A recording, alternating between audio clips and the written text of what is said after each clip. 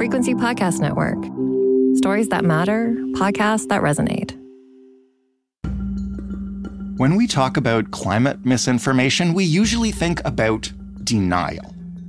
That the climate's not changing, or if the climate is changing, then we didn't do it. And if we did, well, then it won't be a big deal. That kind of stuff. But there's a more insidious kind of misinformation out there. The stuff that makes us think we don't have solutions, that we can't fundamentally change the way we do basic things. That whatever green technology is blossoming simply won't do what the fossil fuels we've always used have done. You are likely familiar with this kind of thinking from the discussion around electric vehicles. But there's another, even bigger, fundamental shift at play. It involves changing the way that we heat and cool things for the first time in the entirety of human existence. That's the kind of radical stuff that we're talking about here. That's the kind of radical stuff we'll need. And yet, still, ask people about it, and you might hear that it just won't work. Today, we'll explain how it does. I'm Jordan Heath Rawlings. This is The Big Story. Matt Simon is a senior staff writer at Wired, where he covers biology, robotics, and the environment. Hey, Matt. Happy to be here. Thank you for having me.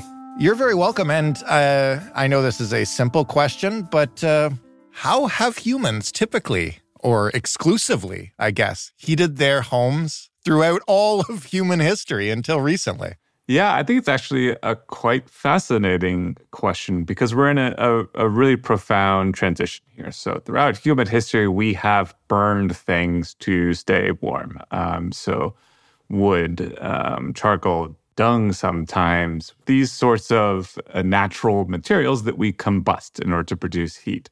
That is fundamentally shifting with the proliferation of the heat pump, which is distinct from something like a gas furnace in that it is transferring heat from outdoor air into the indoor space, even freezing outdoor air. It can do this. That in, of course, contrast to what a furnace does, which is burn natural gas. So instead of burning things going forward, we're going to be transferring heat. It's a perhaps simple thing to think about in human history, but it's actually a really profound transition that we're in right now. I want to ask a little more about how that actually works, but also first, just because we're going to be calling it a heat pump, people also use these things to cool their homes. Is it changing the way we cool homes in the same profound manner? It certainly is. What a heat pump can do in the summer is circulating refrigerants, and it's changing the pressure of those to extract thermal energy from freezing outdoor air. When I say freezing, I'm talking the newest models are well below 0 degrees Fahrenheit. That's their continuous operating temperatures. This is a persistent myth that I assume we'll get to here about heat pumps, is that they do not work in cold weather. Not only do they work in cold weather, they work in very hot weather. So in the summer, these sorts of processes reverse, and it can actually function as an air conditioning unit. So this makes it a very, very powerful tool when it comes to equity and climate change. So if we have people in cities in particular that are experiencing ever hotter temperatures, if we deploy as many of these heat pumps as we can, we give people not only clean heating during the wintertime, but these folks may not have ever had air conditioning before. All of a sudden, they have a device that does both. That makes it extremely powerful when it comes to decarbonization and keeping people healthy as the planet warms. As we're talking, we're about to head into summer. There are heat waves already in various places around the globe. These are only going to get worse, especially in major cities. How do heat pumps help with this, and how ready are we for that? Major cities have this additional problem where it's called the urban heat island effect. What happens is the built environment kind of stores that solar energy and it releases it slowly through the night. That keeps temperatures often 10, 15 degrees Fahrenheit higher in urban areas than in surrounding rural areas. So we have There's opportunity now that if we are deploying heat pumps that provide heating and cooling, we are giving urban dwellers a way to cool down, especially as urban temperatures rise in lockstep with global temperatures rising. This is a major public health concern going forward. People already die from extreme heat in cities. If we can get more of these units in more homes, that's really going to help save lives.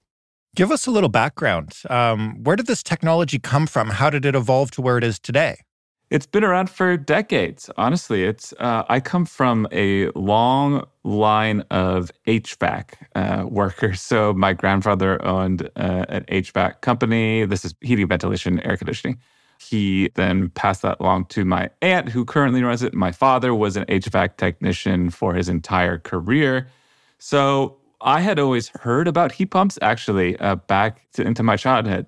They were installing gas furnaces, but also every once in a while, a heat pump. And I never fully understood what that was until I got to Wired and started reporting on them. So this has been on the market for many, many decades. It is becoming more popular, one, because the price has been coming down with any technology. As it develops, it gets cheaper. But now we have something like the Inflation Reduction Act passed a couple of years ago in the United States that provides thousands of dollars in tax rebates and credits to install these things and to potentially work on the electrical system in a home to upgrade it to be able to run a heat pump. So yes, the technology is an old one, actually. The issue has been that natural gas has been very cheap all that time, and it has been cost-effective to burn that gas in furnaces, of course, to the detriment of the planet and human health. How much of a difference, environmentally speaking, does a heat pump make from using natural gas? Can we quantify that, and can we quantify it at scale? We can, actually. There was a study that came out just this past February that tried to quantify this, to look at, okay, theoretically in the United States, what if everybody got a heat pump? It would, of course, be good for providing that heating and cooling whenever you'd need it. But they calculated that it would cut the emissions in the residential sector by something like 36 to 64%, and then cut overall emissions in the United States by 5 to 9%. These are profound impacts on the amount of carbon that we're putting into the atmosphere. So the overall goal here is that we are going to have an electrical grid that is increasingly loaded with renewable energy, so wind and solar in particular. If we can get more heat pumps hooked up into that, they will be running on clean energy, and it will be a zero emissions technology. That is the ultimate goal. And getting that out into more homes in the United States, we're going to have some help from the Inflation Reduction Act, but also just by awareness. More people learning about these things that could very well make their home not only more comfortable, but massively slash their emissions and reduce their costs. It's fundamentally more efficient to move heat like a heat pump does than it is to combust heat. You mentioned the Inflation Reduction Act. I should add for our listeners that there are similar rebate programs available in Canada, either through various provinces or through the federal government at various times of the year. Cost is one thing. If this is so impactful in our fight against climate change and is also more efficient and cheaper in the long run, why aren't these things everywhere? And what are the other barriers aside from just making it possible for people to afford them? Sure. I think it has been largely an awareness issue that because, again, natural gas has been so cheap, folks have just kind of defaulted to burning gas in a furnace. I've also heard anecdotally from folks that technicians that are doing this HVAC work aren't really recommending them a lot of times. Why not? It's the myth that they don't work in cold weather. So this has been a persistent myth for decades now. I published a story about this last week in Wired, breaking apart this myth, that we have extraordinary numbers of these heat pumps rolling out in Nordic countries, which suffer the most extreme winters in all of Europe. Finland, Norway, Sweden are deploying enormous numbers of these. So more than half of households really have heat pumps now. And because they have gotten much more efficient over the years, they have been able to run in colder and colder temperatures. They're selling like hotcakes in Alaska. Maine just reached their goal of deploying 100,000 of them several years ahead of schedule. These are not warm climates, at least in the wintertime. So that is a myth that needs to be blown up as much as we can, because the way that these cold climate heat pumps work is pretty astonishing, and the amount of thermal energy that they can extract from even very, very cold air. And then if it gets extraordinarily cold, we're talking like the far north of Canada, these devices come with backup electric resistance heating. It's essentially a space heater that then kicks in and provides heat for the really extreme temperatures that almost nobody is experiencing.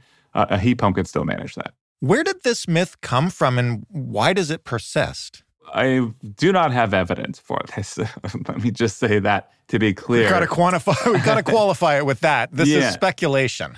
This is speculation, but I would not be surprised if there was some sort of misinformation from the fossil fuel industry about the cold weather issue in particular. We just need to look to these Nordic countries and to places like Alaska to see that they work perfectly fine in cold weather. Otherwise, they wouldn't be rolling out in these sorts of numbers. And I think it's probably been also this sort of entrenched mentality in the HVAC industry that if you have these technicians trained for many years on these fossil fuel systems, they might not think that this is an option, and they might not think that it's worth it for them to retrain on these systems. It will take 1 to 2 days for a traditional HVAC installer to retrain to install heat pumps instead. It works essentially exactly like a air conditioning system. You have a unit outside and a unit inside. It's not all that different. So we are going to need in the United States and likely in Canada as well, massive retraining programs. It's already starting to take off, this realization that we need a much bigger workforce to roll out these green technologies in general, right? But heat pumps in particular, because it is such a powerful lever that we can pull. What about the challenges of truly scaling up so that these are the primary heating and cooling machines for homes, but also, do we make larger ones for office buildings? And are our electrical grids prepared for the added strain? I know there are places in the United States, also in Canada, that it's at a premium right now, space on these grids. Sure. These can be parallel evolving technologies. So in order to get the most out of a heat pump, we of course want it to be running on pure electricity from renewable sources. Ideally, you do not want to be getting your electricity from a coal-fired or a gas-fired power plant. I will just say that even if you are getting your electricity from fossil fuel sources, because heat pumps are so efficient, it's a sort of net benefit. But the ideal is, yes, we have a grid that evolves in lockstep with the amount of electricity that we will be demanding going forward. This is, I think, something that's hard to wrap our heads around, is that going forward, we will be consuming more electricity instead of less of it, but we will be getting that electricity from clean sources like wind and solar.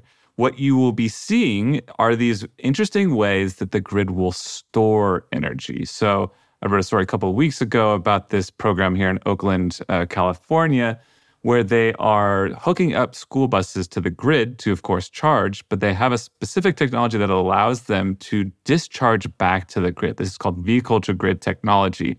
In the future, I would not be surprised if every electric vehicle on the road has this technology. So when demand peaks, that's typically in the late afternoon as people return home and switch on all their appliances, we'll be able to draw energy from a sort of distributed network of electric vehicles. School buses are great because they are on a set schedule, obviously, and they have giant batteries. Right. So we will be storing more electricity, we'll be using more electricity, we'll be generating more from renewable sources. That will be what will power the heat pumps, and we'll have a truly clean sort of way of living in a home that we haven't been able to enjoy before.